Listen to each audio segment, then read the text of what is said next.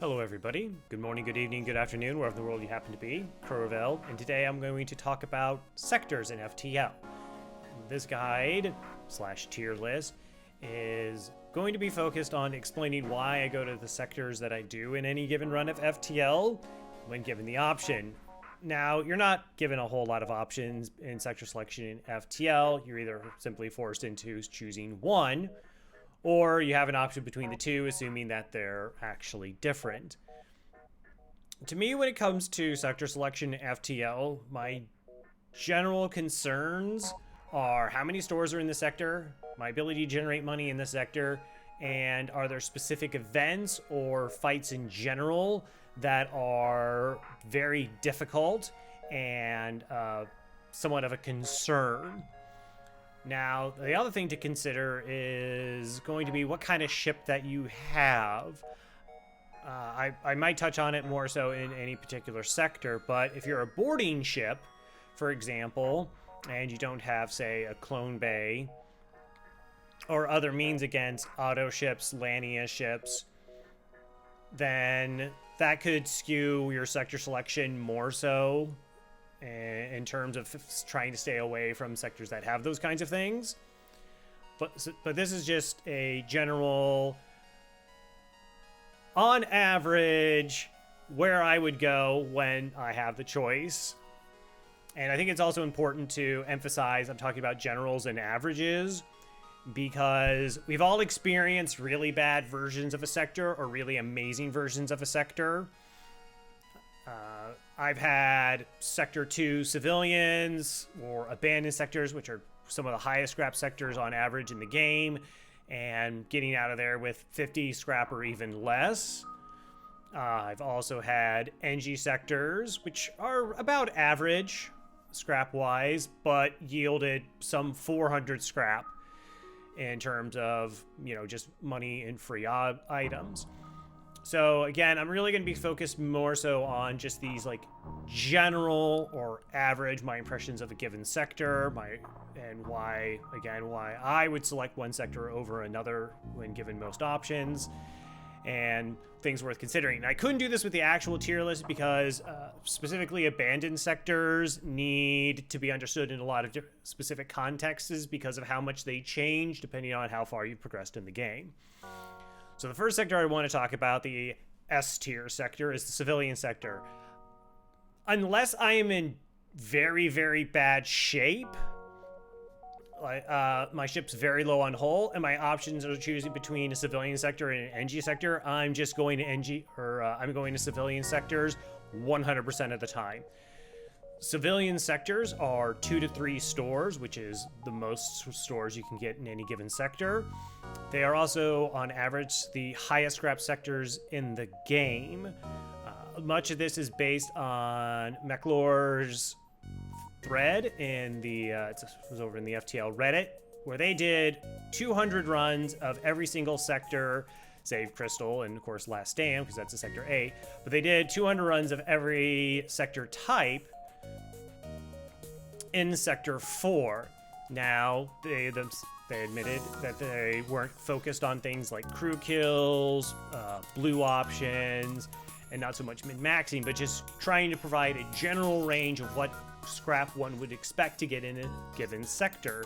So something like an Engi sector, where if you have an Engi, it opens up a myriad of blue options, same with having a Lanius while going into an abandoned sector. There wasn't a lot of consideration for that, or something like having long-range scanners. Still, civilian sectors, as I said, 2 to 3 stores, so you are able to get the things that are going to most likely catapult your run forward.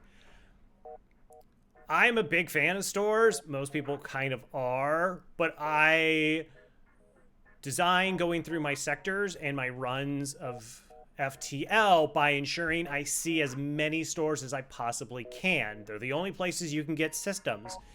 So cloaking, hacking, shields on certain ships are things that I want almost every single run.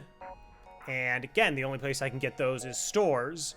Stores are also where I can get repairs, and they're also the most likely place that I can get weapons. Sometimes you get them from events, sometimes you get them from defeating ships. And though there's not a guarantee you'll find weapons in stores, you have an option of 3 of them if they are present. So they provide you the best opportunity to drastically improve your ship at any given time.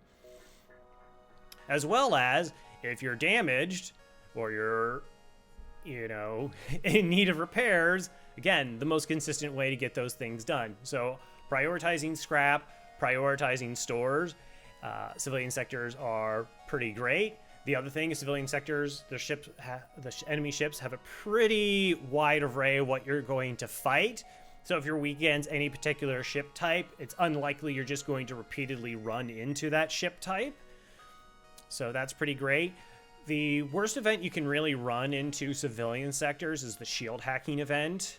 It's when our auto ship reduces your shields by half, rounded up. So if you have 1.5 shield bubbles, you actually have no shield bubbles. It has been known to end many a run in Sector 1, which is a modified version of the civilian sector, which has only 1 to 2 stores. It is a rare event. So you're not going to see it most runs. Very few people. It's out of like 4,000 hours of playing FTL. The number of times I've really seen that particular ship outside of Sector 1 is minimal. Maybe about a dozen times or so. And again, I prioritize going to civilian sectors above any other sector. Still, it is worth considering that it is, like I said, a dangerous event. But as I said, generally on average speaking, civilian sectors gives you your money, gives you stores for options to buy things. Also, there's like upwards of 11 nebula, so you can really generate a lot of money going to there. Crystal Worlds is the other S tier, just because it's a free sector. The only way to get there is, spoiler alert, is going to Rock Homeworld and finding the beacon that takes you to the Crystal Worlds while having the Ruin crew or a Crystal crew person on your ship. That means either you found a Crystal crew by being a Crystal ship or the Rock Sea that starts with them, or having completed the incredibly luck-based quest. Still, Crystal Worlds is a sector with 2 to 3 stores, and it's free. It's just a completely free sector in terms of it doesn't cost you losing out a sector anywhere else. So I'm sort of seeing it as it's a fairly unlikely event that you're even going to come across it in any particular given run. But when you do, you're just going to go to it and try to get the benefits of it. I don't have a lot of numbers on it. It was outside Meckler's Guide because it's just such a rarity. And I don't have too much experience going through it to say your chances of getting, say, a bunch of crew or a bunch of weapons or scrap overall. But as I said, it's generally just sort of like a free sector. The thing I would be concerned about going into that is you will be running into a good deal of crystal ships there, and be wary that a lot of their weapons do have some shield piercing. So it's important to just kind of remember that, oh, like I'm going to be sort of safe against this ship because I have 3 shields and they only have, like 6 shots plus evasion. But really you're kind of only operating with two shields, and they're just like their projectiles will go through that last shield bubble. So going down to the A tier, we're now going to get into Engi controlled or Engi homeworlds. I put the Engi homeworlds second because the quest line is a little bit wonky. It's kind of tough to follow because there are essentially 2 new quest beacons pop up.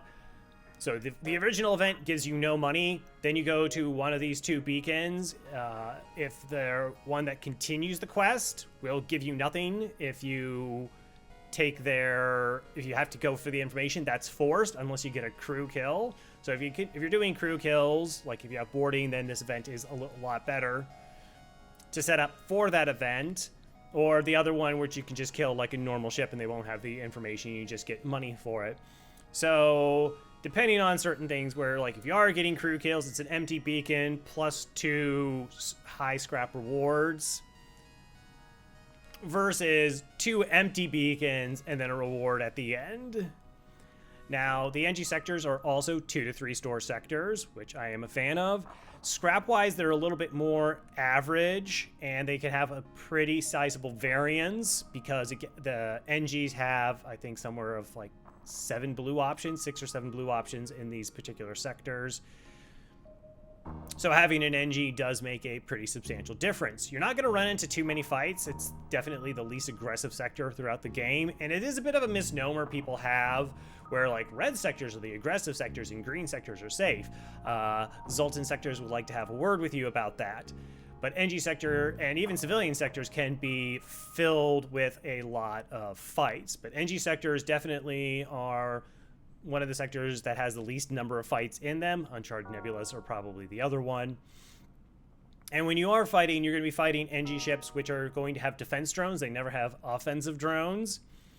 So they're going to be, generally speaking, pretty safe fights. And there's not really any specific event that you can run into an Engi sector that anybody particularly dreads. So not like anything particularly nasty. Good stores or a good number of stores for you to try and improve on your ship. And again, kind of average scrap. Next, this is where we had to divvy it up. Abandoned sectors 2 to 3. So abandoned sectors 2 to 3, all abandoned sectors only have or have exactly 2 stores at them, which is great. That's kind of like the mid-range. You have your 2 to 3, your solid 2, your 1 to 2, or we'll get to Uncharted, how they can potentially have 0 stores. Very rarely, but it can occur.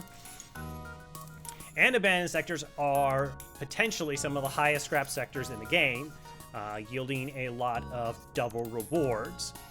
Now, the reason that I limit it to saying sectors 2 and 3 is because the most dangerous ships in abandoned sectors are bombers, and they're not particularly event ships, they're just ships that can exist in a normal fight.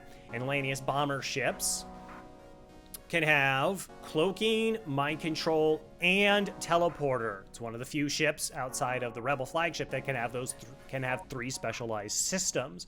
But abandoned sector 2 and 3, you don't have to worry about those ships. They don't exist. So with those particularly nasty ships out of the way, you're looking at a 2-store guaranteed sector. No nebulas, unfortunately, but they have a lot of double rewards, high scrap, and again, no particularly nasty thing that you're trying to specifically avoid like other sectors can have. Now, if you're a boarding ship and you don't have a real solid way into boarding into abandoned or Lania ships because they don't have oxygen, then you may want to have to avoid these sectors. Next up on my list is Mantis Homeworlds, Mantis Controlled. Now, Mantis sectors are 1 to 2 stores and are going to be filled generally with Mantis ships. Again, they're probably towards the low end in the Meckler's Guide. However, they weren't focusing on crew kills. I find that getting crew kills against Mantis ships are pretty easy due to their ridiculously ineffective ability to do repairs. With a lot of skill, and you can also check out my crew kill guide video. There is a pretty high chance against most Mantis ships that you will be able to get a crew kill. On top of that, Mantis ships are kind of punished.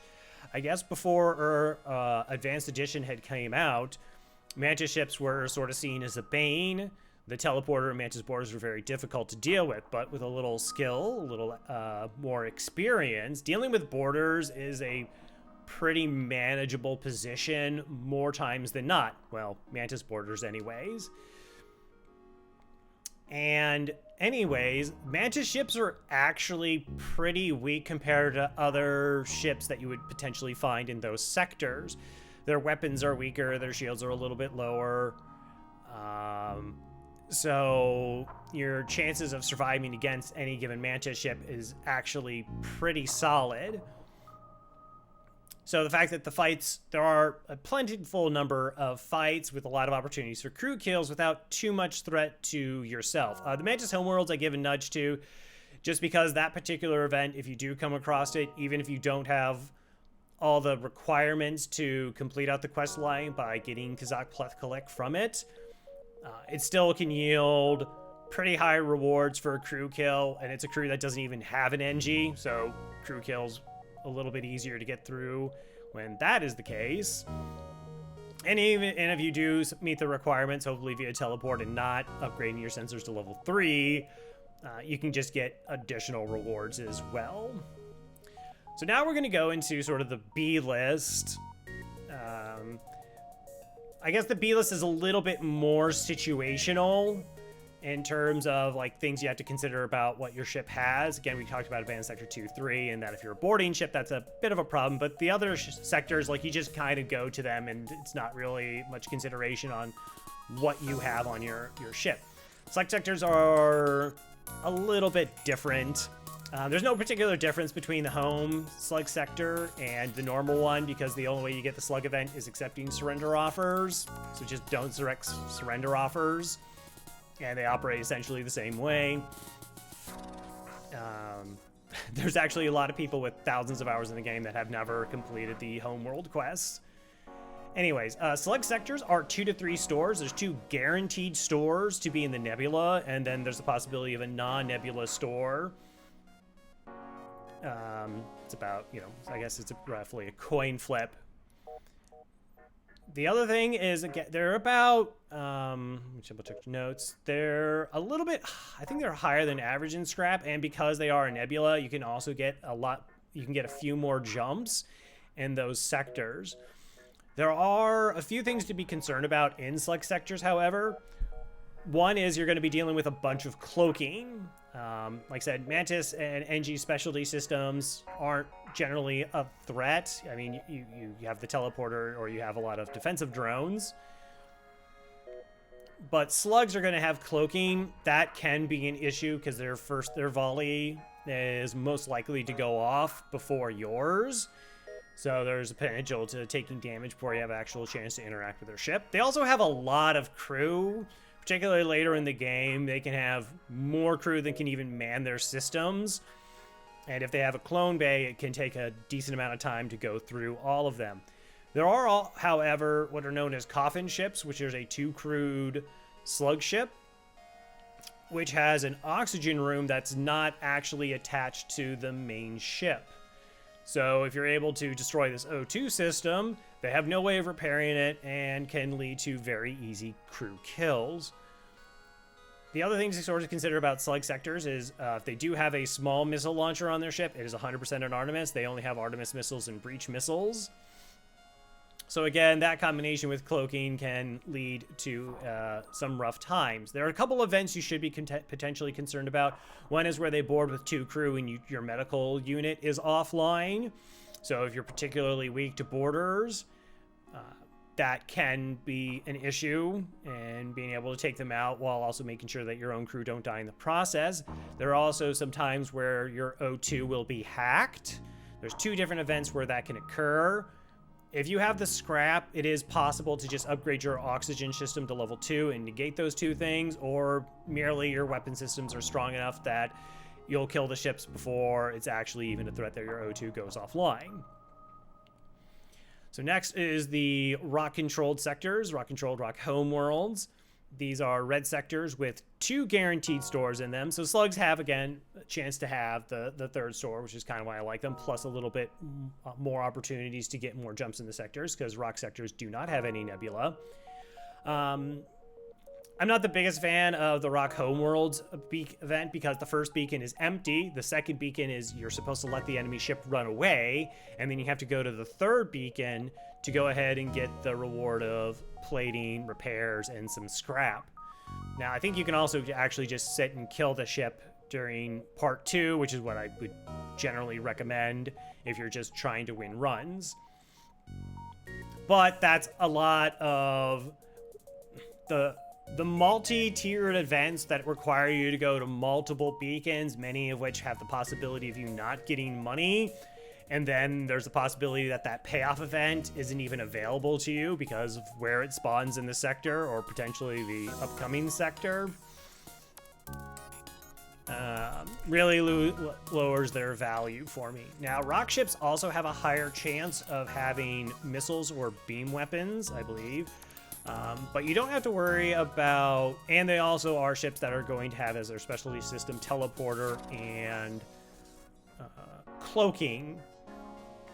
So kind of the same threat as slugs, but the reason I put the slugs over the rock sectors is because, again, they have the potentiality of having another store, and there is also something considered called the rock mine layer event, which is if you don't have a clone bay or a non-hull missile weapon, for some reason hull missiles does not provide you with the blue option here, there is a possibility of a 25% chance that you just lose a crew.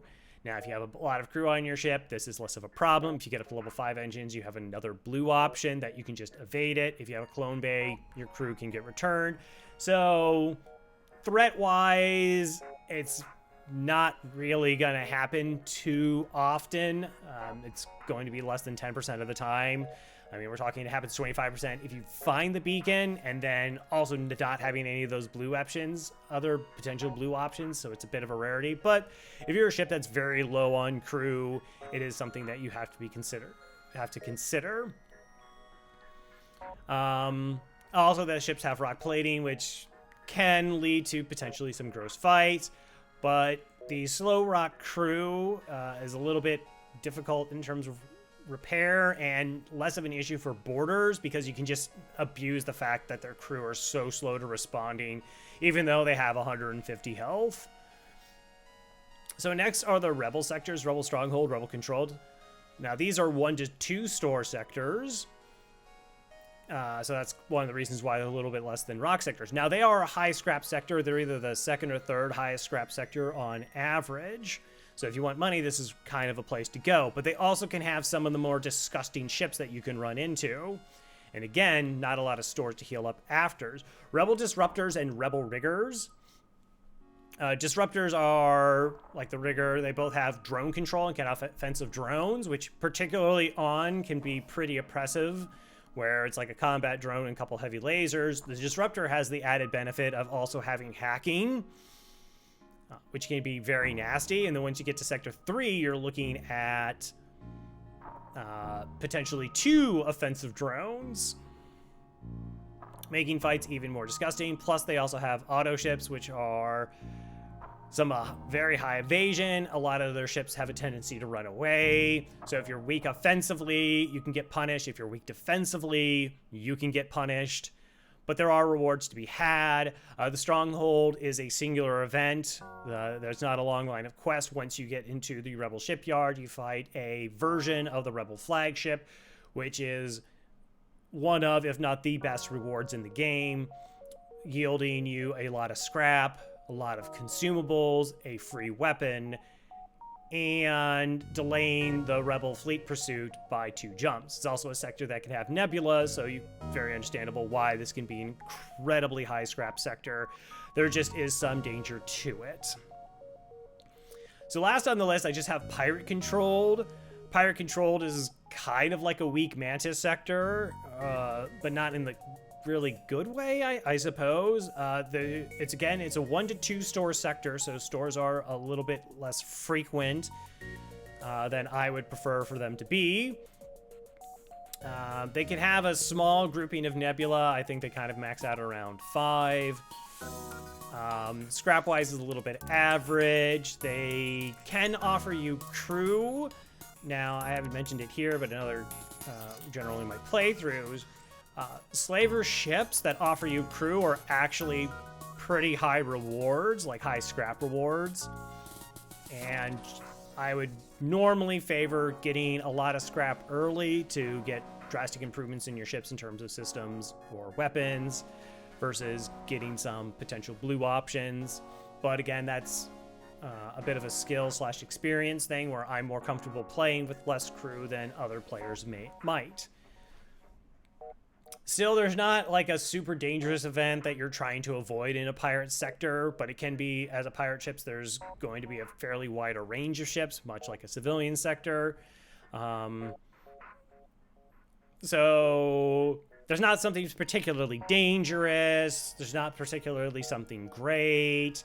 It's a bit of a mixed match of ships with only, like I said, 1 to 2 stores, and again, sort of the low scrap. So, I mean, you can make an argument that it's kind of like Mantis sectors, but again, pirate ships are going to have a mixed mash of crew versus Mantis sectors, which have like, the highly exploitable slow repair speed of the Mantis for value. Dropping down into the C tier list now, the first one I want to talk about is The Last Stand. Now, The Last Stand isn't really a choice. It's Sector 8. You have to go to it. It is a one-store sector if you can find it. It is different from all the other sectors in how the Rebel fleet pursuit is not a sort of once after like 3 jumps into the sector, a known entity. Beacons are randomly just lost, potentially forcing you into dives through no fault of your own, which is a pretty high source of frustration. It is one of the highest, if not the highest variance in terms of overall scrap, where it's very possible to kind of just pick up 2 repair beacons, maybe get a fight, an empty beacon, and then you're now just fighting the Rebel flagship, and you can get somewhere in the vicinity of 100 scrap.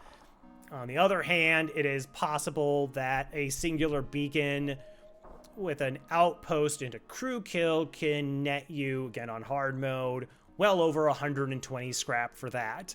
And sometimes you can break 400 or 500 scrap rewards very easily. Again, you don't have a choice in this sector, but the fact that the beacons are overtaken randomly, the high level of variance, I'm not a particular fan of the sector, but it is a necessity of the game. So now we're up to Abandoned Sector 4, or down to Abandoned Sector 4, and again, it has all the same things we talked about the previous Abandoned Sector, where it's high scrap, there's 2 guaranteed stores, there's no nebula, but Abandoned Sector 4 is the first time we're going to run into Lanius bombers. As I said, Lanius bombers are ships that are going to have up to 3 specialized systems, which can be cloaking, mind control, and teleporter. Cloaking is frustrating, but it is the mind control teleporter aspect that makes these ships particularly dangerous. They will also all have clone bays. So you will, in Sector 4, only be boarded by 1, which is why I make this distinction. You'll be boarded by a singular Lanius, and then possibly one of your crew is mind controlled. Now, Lanius are a walking breach. So they are going to be draining the oxygen from the room while they're in there, and if you are weak to boarders, or even if you're like decent against boarders, this situation can get pretty out of hand, where you really can't defend a room, particularly if it's a 1-person room. Certain clone bays really only have 1 spot open available for them, or if it's a 2-person room, they mind control and they have the Lanius border. It can limit your ability to deal with it. And unlike any other crew, you cannot vent a Lanius out. It's not something you can just kind of ignore, open up a couple airlocks, and they're just kind of going to go away eventually. That's not the case. The Lanius will just sit in the room until they completely destroy the system. And even if you do kill your ship, you still have to deal with this Lanius crew that's like on your ship. And they propose a pretty substantial problem at times. And they are a fairly sizable threat. A thing to consider, though, is with any breach, a singular breach on your ship, is if you do upgrade your oxygen to level 2, it will mitigate the air loss and will make that particular part of fighting a bomber ship a lot more manageable. Still, not something that I favor, and again, I could see you potentially choosing other sector, like if you are desperately looking for stores, maybe you don't want to go to a rebel sector, pirate sectors, which can also have like the low stores or rebel sectors, particularly gross events, and you just want to hit stores to try and improve your ship that way, and dealing with abandoned sector. So maybe that's like even worth considering than the tiers above it.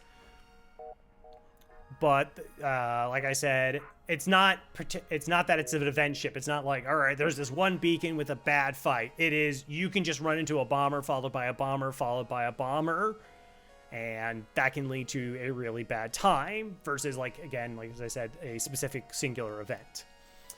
All right, so now we're just going to go to the D tier. These are the sectors I try to avoid as much as possible during any given run of FTL. So the first one is the Uncharted Nebula. Uncharted Nebula has one store, potentially two. So it's a 1 to 2 store sector, but there's actually a very small chance somewhere in the 1 to 3% range where a store just doesn't even spawn. This was delved into by Mike Hopley. They are also very empty. There is a very high chance that the beacons that you visit are they're not actually going to have anything there. And they are, on average, one of the lowest, if not actually just the lowest scrap in terms of, like I said, overall averages. Low stores. You're going to be fighting auto ships a considerable amount in this particular sector. So it doesn't have any of the things that you want, but there's not like a really, really nasty event that you're trying to avoid. And now you may say, well, if I'm a boarding ship, there are going to be a lot of drones there. That's true, but Teleporter actually has a decent number of blue options, and it can actually be a surprisingly strong sector to find crew in.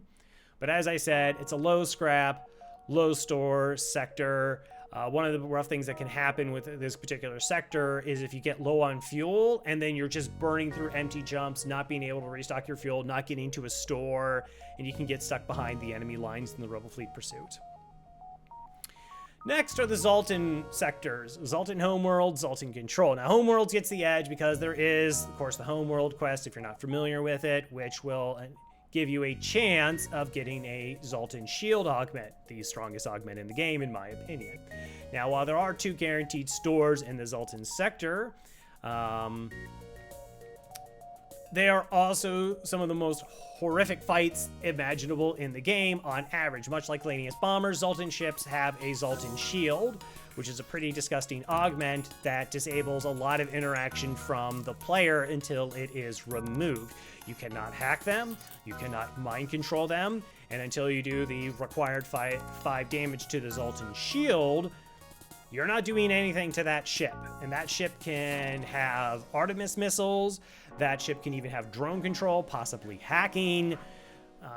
So there is a chance that you're just sitting there taking damage and there's not anything you can do about it. And again, that is a consistent thing where it's not like, all right, I deal with this one Zoltan ship and then I don't have to deal with it anymore. Worse yet is there are actually 2 pretty disgusting events that also can happen in this sector. One, which most players have become well aware of, is known as the Zoltan Border Police. It is an event, regardless of sector, where upwards of between 2 to 4 Zoltan boarders will teleport directly onto your ship while you're still fighting a Zoltan ship, which will have a Zoltan shield. It can also have mind control. So in Sector 2, you can be boarded with like 3 or 4 Zoltans, have your own crew mind controlled with almost no chance for interaction as you're being pelted with Artemis missiles or other various projectiles. There's also another pretty nasty event which can happen in an asteroid field against a Zoltan ship that can have drone control. So again, there will be a delayed interaction, though the asteroids will help you take down their Zoltan shield, where you're being pelted by asteroids, offensive drones, and you're going to have a delayed interaction with the enemy ship. Now, you may say, well, I'm going to get bypass, which isn't a guarantee, and that's going to help my boarding. Yes, it will help your boarding, but it also means that you're still having a delayed hack, because the hack just doesn't get through and you're still going to have to use weapons, which is just a little side tip. Please don't sell all your weapons just because you get bypass on a boarding ship. Please don't do that. They could still have an Artemis missile that's going to constantly be tagging you, and maybe it would be really good that you could actually interact with their ship or damage their systems. It's generally more beneficial than to me. Just a personal thing there, throwing it out. I kind of trailed off on the store bit for Zoltan sectors. Again, it's another multi-step quest where there's 2 beacons. There's the initial quest beacon, which doesn't give a reward. Then you go to the second one. You go through the dialogue options, which are always the same. And then there's a 50% chance that you get the augment or you get a crew. Again, this is something where I see so many people just go, oh, like that reward is so good, it's totally worth the risk. It's not. there's what, an 80% chance you're going to find the beacon in any given sector. You know that it's not in a nebula. If you have long-range scanners, you have a better increased chance. 80% is just a number I'm coming up with. Then there's an 80% chance that you're even going to get to the second beacon. It could be placed in a area where you can't get to it, or it's in next sector and just in a position where it's not available for you to reach it. To get a coin flip that you're going to get this augment. And all that way, you're going to be dealing with Zoltan shielded ships every single step of the way. Now, another thing is, Zoltan sectors do have nebula jumps, but they are so ridiculously devoid on average of actual scrap gains. Again, Mike was the one who informed me that how they pick up particular events kind of goes down a list. And for Zoltan sectors, most of the top of that list, the most common events that you're going to get is simply empty beacons. I think a relatively recent run that I did where I went back-to-back Zoltan sectors, I went through 11 nebula beacons. 9 of them were either empty or boarding events. Now, we're not going to pretend like that's the average and that's what's always going to happen, but it does seem to indicate, and again, Mike's backing this up, that nebula beacons and Zoltans are a poor opportunity to make money and can put you behind. So finally, we get to the worst sectors to go into, which is abandoned sectors 5+. Now, we've gone over abandoned sectors twice before. What makes abandoned sector 5 special is they will board you with 2 Lanius crew instead of 1. It is almost impossible to quantify how much more dangerous this is. Like a level 3, even if you're able to upgrade to level 3 oxygen, they're still going to be draining the O2 from your ship. You have 2 enemies, again, potentially buoyed by mind control, boarding your ship and just destroying it without your ability to vent them. It is, even with, say, a squad of Mantis, it is a very dubious prospect to be dealing with them, and they can happen repeatedly. So if you're in a really nasty fight and you just jump to another beacon, like, all right, I just have to get out of here and try and like save myself, that next beacon could very well just be another Lanius bomber, and the situation actually becomes even worse somehow. Again, high scrap sector, 2 guaranteed stores, hooray, but those particular events and the frequency which you can come across them makes a bit like no, I really just wish to avoid abandoned sectors 5+ as much as I possibly can. You know, if you do have a lot of Mantis, if you do have the ability to invest in your oxygen system to help just deal with that, great. But if, against almost anything else, I honestly, I really can't imagine, compared to any other sector, that I would go abandoned versus anything else once we hit Sector 5. Anyways, that's kind of it. That's everything. That's my perspective on the sectors in FTL, and hopefully you found this information, you know, informative. Anyways, thank you all again for stopping by. Hope to see you again soon. Take care.